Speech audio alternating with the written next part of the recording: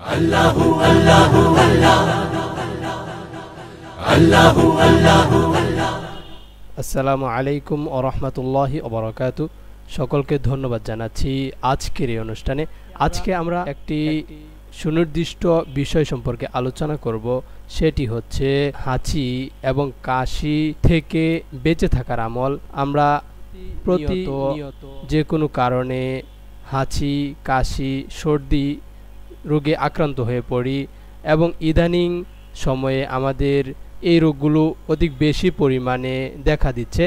গরমের কারণে অথবা ঘাম উঠে আমাদের শরীর ভিজে গিয়ে এই সমস্যাগুলো দেখা দিচ্ছে। আমরা এ থেকে কিভাবে বেঁচে থাকতে পারি সেই সম্পর্কে আজকের আলোচনা। এ সম্পর্কে আমরা দুইটি আমল জেনে নিব। দুইটি আমল যদি আমরা করি, ইনশাআল্লাহ এই সকল রোগ থেকে বেঁচে থাকতে পারবো।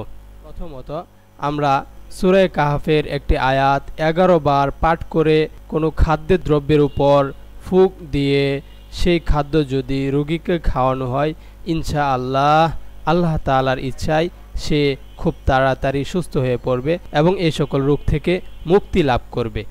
আয়াতটি হচ্ছে আলহামদুলিল্লাহিল্লাযী আনজালা আলা আবদিহিল কিতাবা ওয়া লাম ইয়াজআল লাহু ইওয়াজা।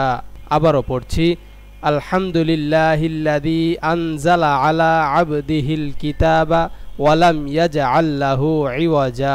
দ্বিতীয়ত, আমরা যদি সূরা ফাতিহা 3 বার পাঠ করে রোগীর শরীরে ফুঁক দান করি, ইনশাআল্লাহ আল্লাহ তাআলা আমাদেরকে এই অসুস্থতা থেকে মুক্তি লাভ করবেন এবং আমরা সুন্দর জীবনযাপন করতে পারবো এবং আমরা সকল প্রকার বিপদ থেকে বেঁচে গিয়ে আল্লাহ তাআলার ইবাদতগুলোকে যথাযথ আদায় করতে পারবো।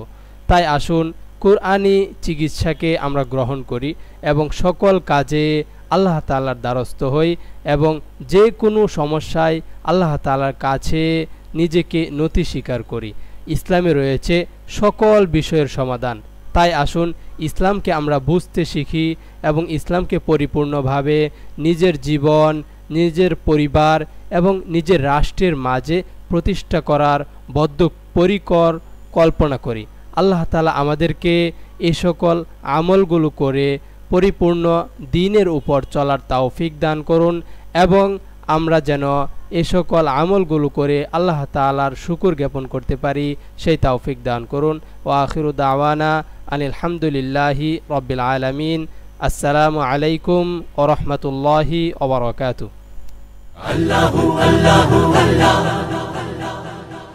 আল্লাহু আল্লাহু